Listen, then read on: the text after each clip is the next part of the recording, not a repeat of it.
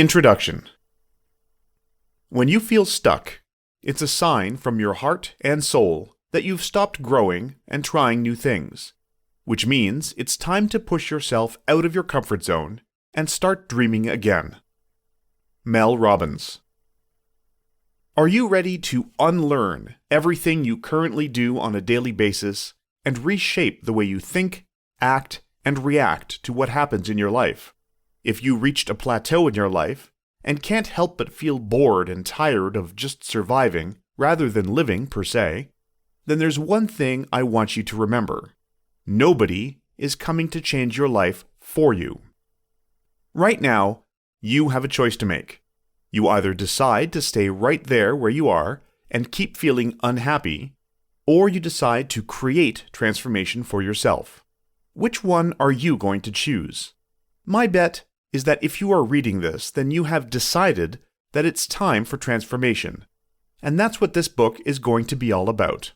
But before going deeper on what you can do to start seeing results in your life, I want you to be honest with yourself and reflect on the following questions. Pause and write down everything that comes to your mind related to them. Why do you think you still haven't been able to transform your life for the better? What is preventing you from reaching your full potential and living your best life? Now, based on your answers for the previous questions, imagine there weren't any kind of impediments for your success in life. What would success look like for you?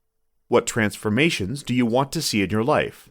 What is your life plan for the next 3 years?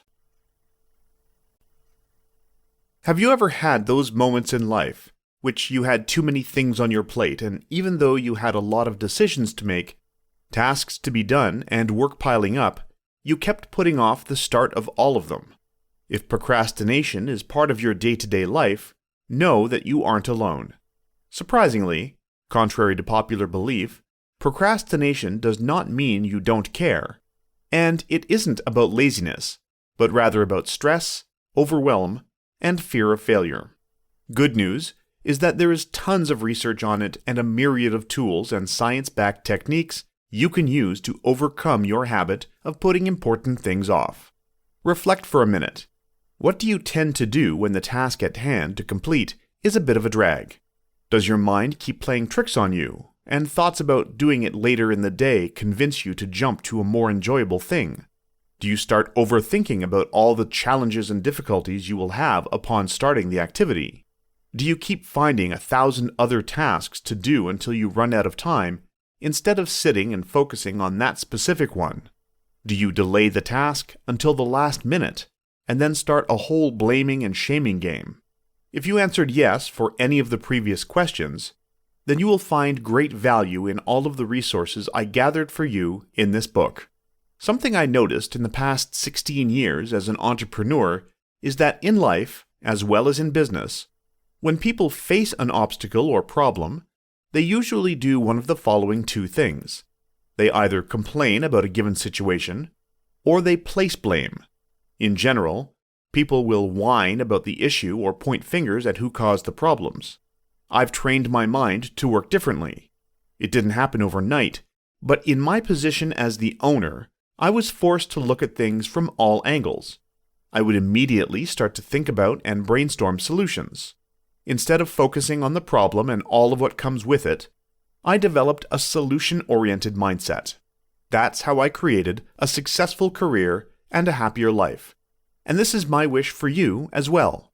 A solutions mindset isn't just an inspirational how-to book, but most importantly, it's an invitation for your next-level self to come into play. In a perfect world, we all should be able to be proactive instead of reactive. However, we know that unpredictable and unwanted things happen. So when you end up being reactive, it's important to give yourself some time to pause and reflect. It's also important to often remind yourself that all you have control over is your reaction itself. And that's exactly why I would urge and challenge anyone reading this book to dive deep into your inner self-transformation and shift to a solutions mindset.